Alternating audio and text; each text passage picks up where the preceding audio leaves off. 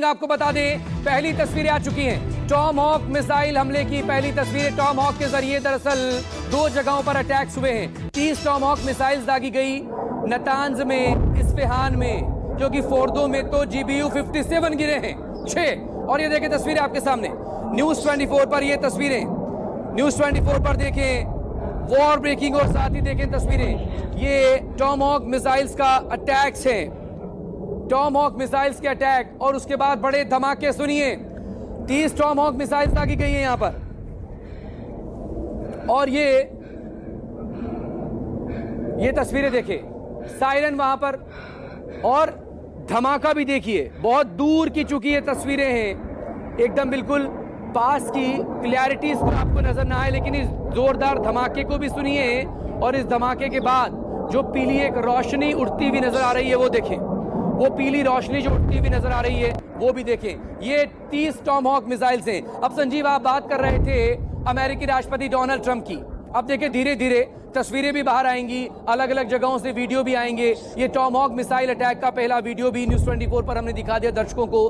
अमेरिकी राष्ट्रपति Donald Trump खुद कहते थे, इससे पहले बराक ओबामा को लेकर उन्होंने लगातार निशाना साधा था अपने पहले टर्न्योर के दौरान ही, कि कैसे उन्होंने जबरदस्ती अमेरिका को युद्ध में घसीट दिया इराक वॉर को लेकर।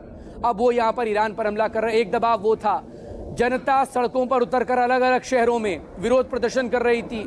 तीसरी सबसे बड़ी बात ये कि जो खुद ट्रंप की पार्टी के नेता हैं, सांसद हैं, वो दबाव बना रहे थे कि ना जाएं हमले में, ना जाएं इसमें, क्योंकि आपने खुद ये वादा किया था मेक अमेरिका ग्रेट अगेन वाला। लेकिन उसके बावजूद ये इजराइल का ऐसा क्या जादू है, या इजराइल और अमेरिकी तमाम प्रेसिडेंट्स का ऐसा क्या कनेक्शन है या प्रेशर है कि पार्टी कोई भी हो, प्रेसिडेंट कोई भी हो, वादे करके उसने जो भी किए हो सत्ता में आने के लिए, लेकिन चलती इजराइल की है। खासतौर पर नेतन्याहू जब सत्ता पर होते हैं, कुर्सी पर बैठे होते हैं।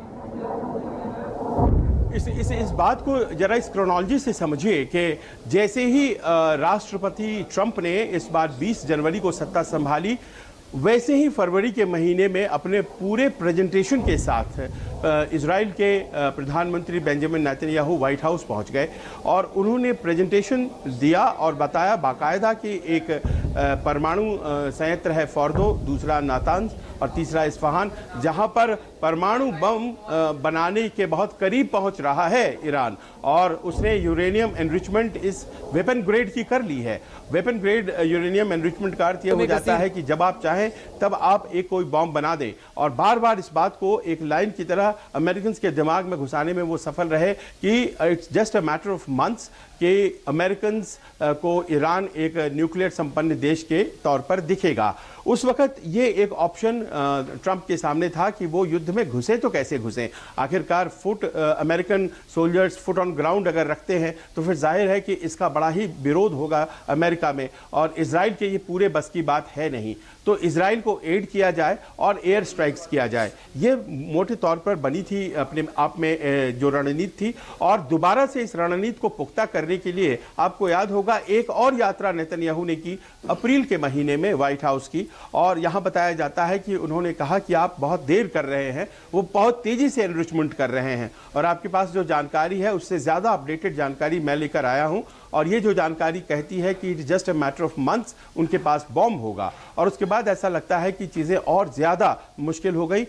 ट्रंप जो बातचीत कर रहे थे अमेरिका ईरान से, और उन्होंने अपने सहयोगी स्टीव विटकॉफ को इसके लिए अपॉइंट किया था, 60 दिनों का एक अल्टीमेटम दे दिया और कहा 60 दिनों में बातचीत को पूरा कर लीजिए। लेकिन ईरान भी इस बात को समझ रहा था कि इस बातचीत में, जिसमें कि कोई बहुत सी शर्तें थी, जैसा कि एक शर्त है कि भाई हमारे लोग जाएंगे और आपके जितने भी न्यूक्लियर संयंत्र हैं उसका इंस्पेक्शन करेंगे और सुनिश्चित करेंगे कि आप पीसफुल पर्पसेस के लिए ही तो एनरिचमेंट कर रहे हैं ना। ये तमाम शर्तें वो ईरान नहीं सकता था और वो बातचीत को लटकाता जा रहा था। और आपने देखा कि कैसे 60 दिन की मियाद जैसे ही पूरी हुई, 61वें दिन ही ये हमला इजराइल की तरफ से कर दिया गया। इजराइल बताया ये जाता है कि उसने संकेत अमेरिका को दिए थे, लेकिन गो अहेड नहीं लिया था, कोई ग्रीन सिग्नल अमेरिका से नहीं लिया था। और अब यहां पर इज्जत फंसती है फिर से राष्ट्रपति ट्रंप की। बातचीत चूंकि ईरान और अमेरिका के बीच हो रही थी और ईरान ने जब जवाबी हमले शुरू कर दिए तो ये आरोप अमेरिका की तरफ से लगाया गया कि वो बातचीत नहीं करना चाहते थे और इसी कारण से देखिए हमला करने की ज़रूरत पड़ी।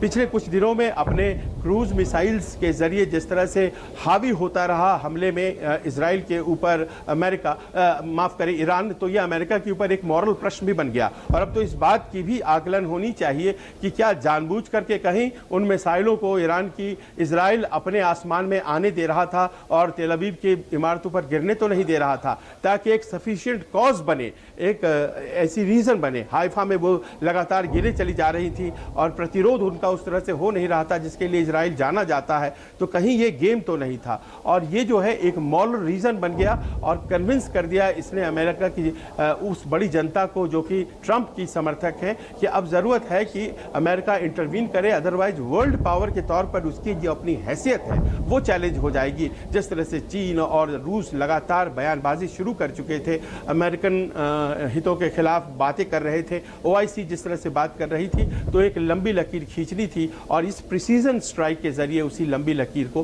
खींचा गया है। लेकिन सवाल अब संजीव इसी को लेकर हो रहा है, अमेरिकी राष्ट्रपति को लेकर, क्या जब IAEA, ये देखिए पहले तस्वीरें देखिए आप, ईरान के न्यूक्लियर ठिकाने और वो तमाम फैसिलिटीज इन तस्वीरों के जरिए, मैप के जरिए समझिए। संजीव, हम आपसे लगातार बात करते रहेंगे, प्लीज आप हमारे साथ बने रहिएगा। ये देखें, Fordow enrichment facility, Natanz enrichment facility और इस्फहान परमाणु रिसर्च सेंटर। ये देखें तस्वीरें इस वक्त आपके सामने, ये तस्वीरें जो इस वक्त आप न्यूज़ 24 पर देख पा रहे हैं। इन 3 जगहों पर, इन 3 न्यूक्लियर साइट पर अटैक किया गया है अमेरिका की तरफ से। GBU-57 गिरा है फोर्डो पर। फोर्डो सबसे इंपॉर्टेंट और सबसे महफूज ठिकाना माना जाता था ईरान के इस न्यूक्लियर प्रोग्राम के लिए। और अब वो तस्वीरें भी आपके सामने जिसमें दिखाई दे रहा है, धमाके की आवाज़ों को आप सुन सकते हैं। और ये ईरानी मीडिया और न्यूज़ एजेंसीज की तरफ से ये बताया जा रहा है कि ये हमले के वक्त की पहली तस्वीरें हैं जिसमें धमाके को भी देख सकते हैं और आवाज़ों को भी सुन सकते हैं। कितना बड़े लेवल पर यह धमाका दरअसल हुआ है। 3 जगहों को, 3 साइट को निशाना बनाया गया। वॉर ब्रेकिंग पर लगातार इस वक्त हम बने हुए हैं, जो आपके सामने इस वक्त आप देख पा रहे हैं। ईरान और इजराइल के बीच अब इसके बाद जंग किस मोड़ पर पहुंचेगी, सवाल अब इसको लेकर उठ रहा है, क्योंकि और ये देखें कहां पर ठिकाने, मैप देखिए, मैप समझिए। दरअसल ये आपके सामने इस वक्त ये वो जगहें हैं, ये वो जगहें मिडिल ईस्ट की जहां पर अमेरिका के बेसिस मौजूद हैं। और लगातार अभी ईरान की ऑफिशियल प्रतिक्रिया का तो इंतजार आ रहा है, ईरान की प्रतिक्रिया का इंतजार तो आ रहा है अभी ऑफिशियली, लेकिन ये देखें, ये ईरान इराक से लेकर ये देखें तमाम जगहों पर Erbil Asad airbase, Erbil Asad airbase जो है यहाँ पर 2000 सैनिक यहाँ पर मौजूद हैं। ये इराक में मौजूद हैं, इरबिल का असद एयरबेस जहाँ पर 2000 सैनिक इस वक्त मौजूद हैं। कुवैत इसके बाद आइए, सबसे ज्यादा 5000 मरीन कमांडो हैं, 2 बड़े एयरक्राफ्ट कैरियर कुवैत में इस वक्त मौजूद हैं और कुवैत में लंबे वक्त से अमेरिकी सैनिक यहाँ पर अपनी मौजूदगी बनाते रहे हैं। इसके अलावा ओमान से लेकर यहाँ पर ये देखें फाइटर जेट 35,000 सैनिक यहाँ पर मौजूद हैं। सऊदी अरब में, सऊदी अरब, बहरीन, कतर और ये जॉर्डन। अब एक और देखिए बहरीन भी, जहां पर जेट की रिफ्यूलिंग की बड़ी फैसिलिटी यहां पर अमेरिका की तरफ से यहां पर सेटल यहां पर की गई है। यहां पर रिफ्यूलिंग हुआ करती है बहरीन में, और इसीलिए इन तमाम 8 जगहों को लेकर ईरान की तरफ से लगातार चेतावनी दी जा रही थी अमेरिका को कि अगर अमेरिका सीधे तौर पर जंग में एंट्री करेगा तो इसका खामियाजा उसे यहां पर भुगतना पड़ेगा।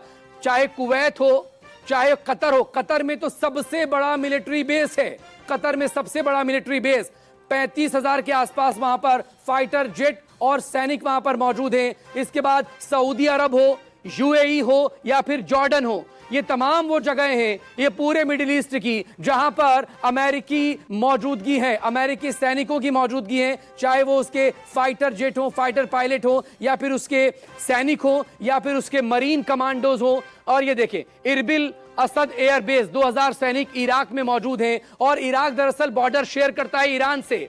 तो अगर आने वाले वक्त में क्या कोई ग्राउंड इन्वेजन होगा, इसको लेकर एक संशय यहां पर जरूर वक्त पर उभर रहा था कि अगर ईरान की तरफ से बॉर्डर क्रॉस होती है और इसको सीधे बॉर्डर क्रॉस करके कोई अटैक होगा और इराक में जो मौजूदा सरकार है उसकी तरफ से भी कहा गया था कि दरअसल अमेरिका इससे यहां पर दूर रहे।